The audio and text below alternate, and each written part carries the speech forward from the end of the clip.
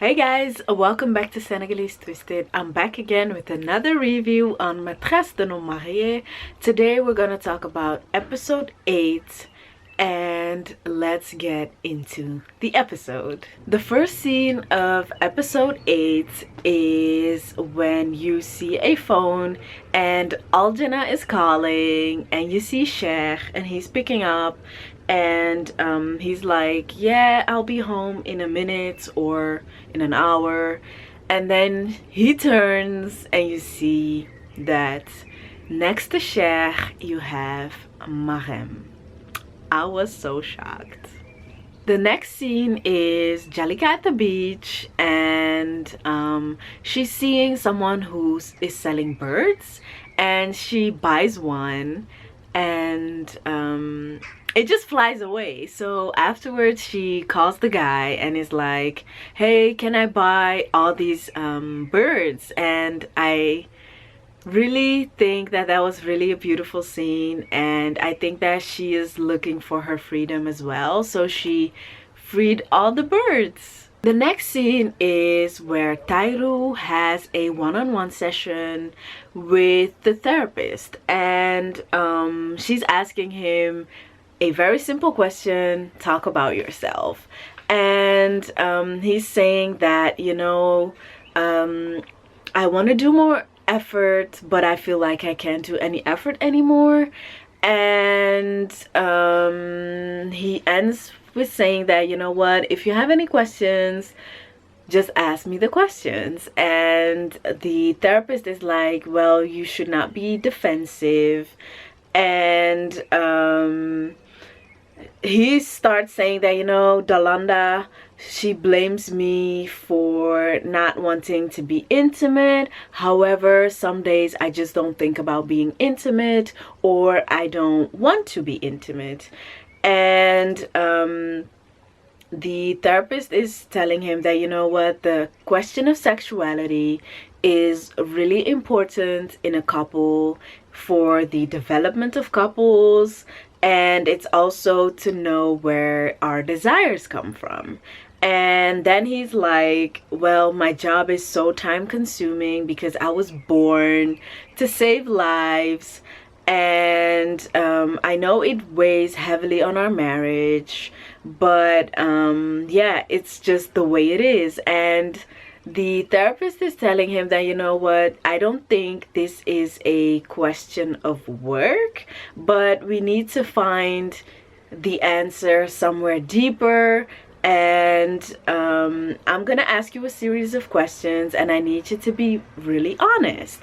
And the first question is, how do you show affection to your wife? And he's telling her that, you know, I listen to her and I am always there for her, and that is how I see affection. So then it's like her next question, and her next question is like, is there another woman in your life?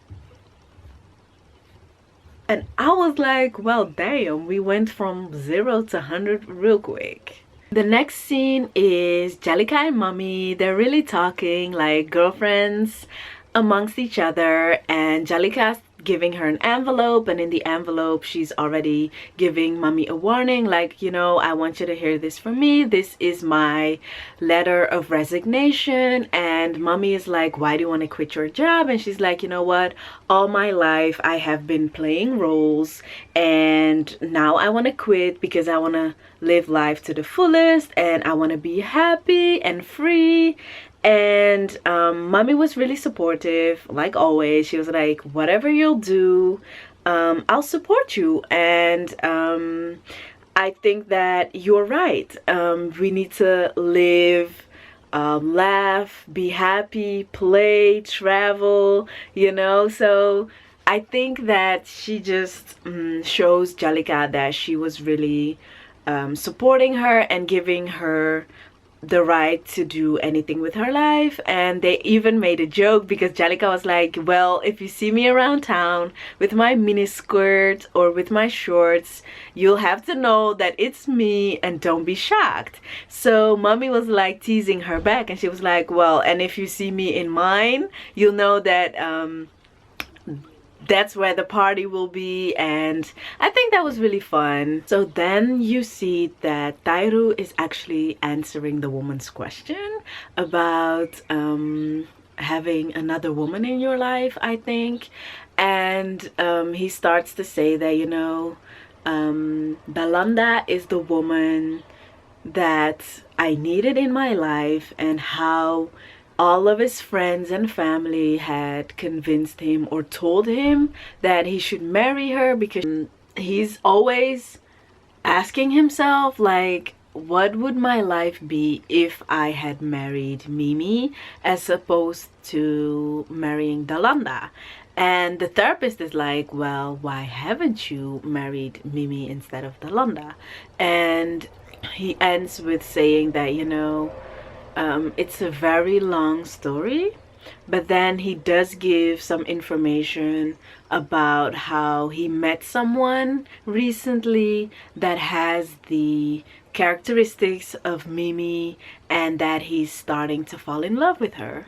And we all know that that woman is Jalika. Then the scene goes back to Mommy and Jalika, and they're actually talking, and Mommy tells Jalika that, you know, Biram, he startled me the other day, and he started to make threats about how he wants to get back together with you and everything. So Jalika could laugh about it, and I was so glad that Mommy took the initiative to actually tell Jalika about it. And she also said that Biram said that he and Jalika has a bipolar love story, and that she thought it was like crazy. And then Jalika starts to tell Mommy about how Biram made a fool of himself in front of a doctor because he forgot to pick her up. And you guys know the scene that I'm talking about, and how the doctor was so mature, because Mommy started to make a joke like, did the doctor, you know, slap him for his foolishness? And she was like, no, the doctor, he doesn't do childish stuff, he is so mature. And she started to talk about how mature she thought the doctor was, and how he is so different from Biram, because after that altercation, she explains that the doctor actually made jokes about Biram, and instead of, you know, being negative about it, and he actually joked about it, and he was so mature. And she actually even said that he is like a real man. And then Mommy is the one that's gonna tease Jalika, because she says that, you know what, when was the last time you went to the doctor? And she was like, well, I was there last week. And she was like, now I understand why you try to make the hospital your house, because the way you talk about this doctor, oh, don't fool yourself. Because I think she was just making jokes about how, you know, there's something blooming between them. And Jalika told her that, you know what, no, he's my doctor, and he helps me to realize that, you know, I do still have a life, and that I need to live life to the fullest and everything. And then she's like, I agree that he's my doctor, but he's also become more of a friend, and, you know, we've spent a lot of time together. But it ends with Mommy actually giving her a warning that, you know what, don't fool yourself. And she asked about his family, and then Jalika was like, well, he actually never talks about his family. And from this conversation, we can all make out that she does not know that he has a wife or anything. So I think that that's like this big question mark in Jalika's court, because she does not know anything about his personal life. Then you see that Sheikh is coming home, and he's singing and dancing, and Lala is actually stopping him right there, and she's like, well, you're so happy, you're singing and dancing, and I did not know that you love me this much. Did I tell you that you're not even away, but I'm already missing you? Will you miss me? And he was like, let me go before I get late to my meeting because I have this new client and I have to impress him because I want to do business with him. And Noura then comes down the stairs and she's also singing, and she was like, "Daddy, I'm ready." And he's like, "Ready for what?" And she's like, "Well, you promised to take me to the swimming pool." And he was like, "Oh my god, Noura, do you owe me? I have to impress my client, I have important business, but next week I'll promise I'll take you swimming." And then Lala asked for money, and Noura actually asked her mom if her mom can bring her, but of course she's about to pop the baby, so she cannot bring her. But Sheikh makes Lala promise that she is gonna make sure that someone is bringing her to the swimming pool. And then he tells Noura and Lala that he's actually preparing his suitcase so that he can go away for a few days with his client to impress his client and make sure that business goes well. Then you see that Mariam is finally meeting her mom, and she asks her mom, like, "Did you miss me?" And her mom was like, "No." And then she continues to say that, "You promised me yesterday that you would bring me bananas." And then she gives her the bananas, and her mom is so happy with those. And I think that was really a touching moment. Other than that, she was asking her daughter, like Mariam's mom was asking Mariam, "Do you still love me?" And Mariam was like, "I only love you." And then her mom started to talk about how her friend Sheikh came by, and Mariam told her, "Sheikh is not my friend, he's my husband. I love him so much and he loves me so much." And then she starts to talk about how she is free, she is liberated, and whatever she was holding on to into her heart has now gone. And her mom was like so happy for her, because she was like, "Ayo, Mariam, she has someone who loves her." And yeah, she starts to talk about how much she actually loves Sheikh, and I think that in the end they hug, and it's just such a beautiful moment. Then you see that Sheikh and Mariam are at the hotel, and they're pretty cozy together. And then you see that Biram is like walking with Noura and Amina, and he's like, "Oh shit, Sheikh is here." And then he sees that Sheikh is with Mariam, and then he tells Noura to take her cousin and get some candy or something.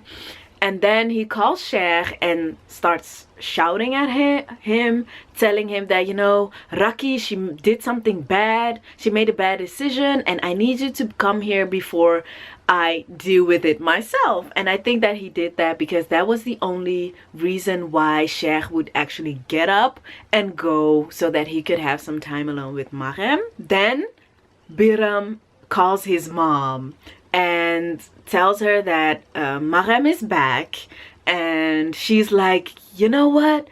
Don't even say anything. I'll be there in 2 minutes." Then Biram is actually confronting Mariam, and he actually calls her a whore, and says that, Sheikh is actually really stupid for loving you or for continuing this relationship, but you cannot disrespect us like that. And I think that with us he means his family. And Mariam is actually telling him that, "You know what, Biram, I did not come here for a fight. I did not come for any sensation. I did not come for anything. I actually came for Sheikh." And Biram is like, "Well, what did you think? That you would come back? That we would applaud you and then give you a prize for coming back? I don't think so. This is Senegal. We don't forget people's past, and we don't forget about yesterday, and we don't forgive people's past." And then Mariam is telling Biram that, "You know what, I actually do love Sheikh, and all I ask for is a chance." And Biram is like, he loves you so much that he's willing to sacrifice everything for you. And I'm not even talking about love, I'm talking about business. And we're talking about the future of a company, and there are so many people that actually work at our company, and I cannot let all these people, you know, become jobless and homeless eventually. So he was actually thinking of other people. And then he says to her that, you know, you say that he loves you, but did he tell you that Lala is actually pregnant and about to pop a baby? And if you love him, pack your bags and get out of here. Go back to where you came from. Otherwise, I'll take care of it myself. Then you have our newest addition to Maîtresse and I, and the twins are actually dancing with their mom. And there's this pub coming on the TV, like this ad about sending money from Yup, and they're actually doing the dance. And they make a joke to their dad that, you know, Dad, can you send us money? And then he's like, no, because you guys are not 18 yet, so you don't have your own bank account. And then they all sit down, and the mom starts to, you know, show the dance that they were practicing.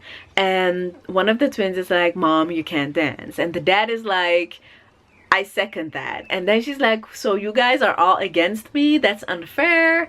And that was really a cute family moment.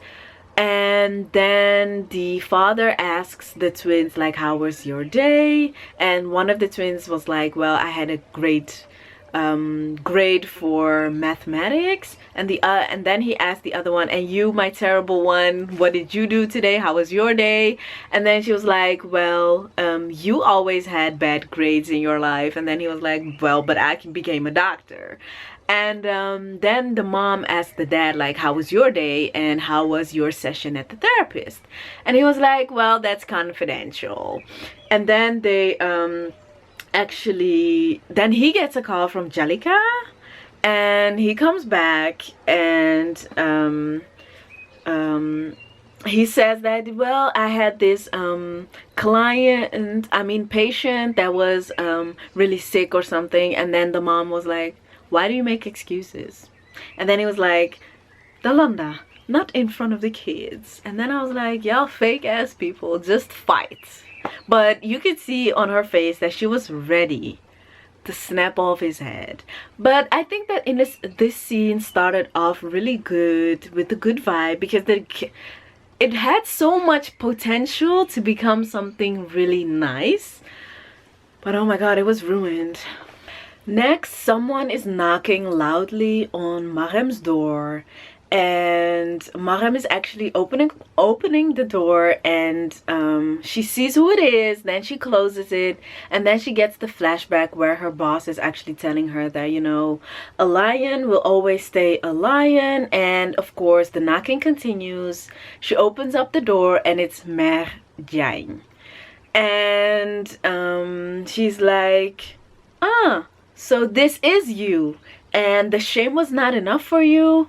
And then Marem tells her that, you know what, I came back to apologize, but now that I'm here, I realize that it's not worth it. And I'm just sure that she's talking about Biram and Merjane herself. And Merjane lets her know that, you know what, I came here for something small, and I want you to know that you do not belong to this family, and you will never belong to this family. So Marem is like, well, actually we want the same thing, and I don't want to have anything to do with you or your family, and let's just stay in our own corners. And then Merjane starts talking about how Cher does not have any shame, and how he is missing shame. And I think that she's just trying to play into how his shame would let him not actually want to be associated with Marem anymore. So Marem asks Merjane, like, well, what do you want? Do you want me and Sheikh to divorce? Because that is never going to happen. And then Merjane is actually comparing Lalla to Marem, and she's like, well, I'm team Lalla, and Lalla is actually a really good daughter-in-law. She comes from a good family, and she knows how to take care of her family and of her in-laws. And then Marem actually tells her like, well, does Lalla even know I'm here? And then Merjane is like, well, you are a brothel and you are a whore. And then Marem actually stops her and is like, no, I am 100% a hoe, and you know what, I'll take responsibility for it with your son. So I think that Merjane was actually baffled when she said that. And she's like, Biram actually came to threaten me, and if you are not careful, I'll take care of it myself, and I'm not leaving anyone with God, because I'll deal with everyone myself. And she also says like, I will mourn myself on my funeral. And you need to know today that the day my ass got all over the internet, I stopped being afraid. And I think that she's more linking that to what her boss told her, that, you know what, a lion will always stay a lion. Because before this happened, we all knew that Marem was pretty fearless. Then Marem is actually asking Merjane to leave because tonight will be so extra special, meaning that Sheikh is gonna come by and give her the good. And Merjane is like, you know what, I'm leaving, but I need you to know that, you know, the truth will come out and you better be ready. And she was like, no. Tell Lalla PM Jai that everyone has someone who is better at doing something than them. And I think she just meant to say that, you know what, Lalla had, you know, strike one, like the first point was for Lalla, but she needs to know that I came back better, stronger, and this time I'm gonna beat her. And oh my god, in the last scene, Lalla is really mad at Noura because it's so late and she's not sleeping yet. And when Noura is confronted by her mom, she says that I'm waiting for dad to come home. And Lalla is like, well, didn't your dad just tell you that he was going away for a few days? And then she was like, well, he went to meet Aunt Marem. And her mom was like, Aunt Marem who? Like, what are you talking about? And then she was like, so you guys did not stop this story though, so this story is not finished yet? And she was like, what are you talking about? And she was actually asking her mom like, are you sure that dad did not leave us here and actually left us for good? And that was so hurtful, because it shows that she is really more observant than her parents think she is, because they always think that these children don't understand anything, but they know more than you think. And then Lalla is actually really shocked because she doesn't know what she's talking about. But I think that that sentence, that question of like, well, are you sure that dad did not leave us, that really hurt her, because she's asking like, what auntie are you talking about? And she was like, Aunt Marem. And then she's like, didn't he tell you? And she was like, tell me what? Well, I went to the pool today with Uncle Biram and I saw Marem and dad at the pool, and Auntie Marem, she came back. And then Lalla is like, no, she can't come back, that's not true. And then she falls, faints whatever, and then the show ends. And oh my god, that was really shocking, guys. Oh my god, that was it for episode 8 of Maîtresse and I. And oh my god, that was so juicy. I cannot wait for episode 9 on Monday. And I want to thank you guys for watching. Don't forget to like, comment, and subscribe. If you have any questions, you can ask them in the comment section. Don't forget to follow me on Instagram. And I guess I will see you guys next week. Have a nice Easter weekend. Have a nice weekend, y'all. I'm out before it gets dark. Dark. Maybe I should do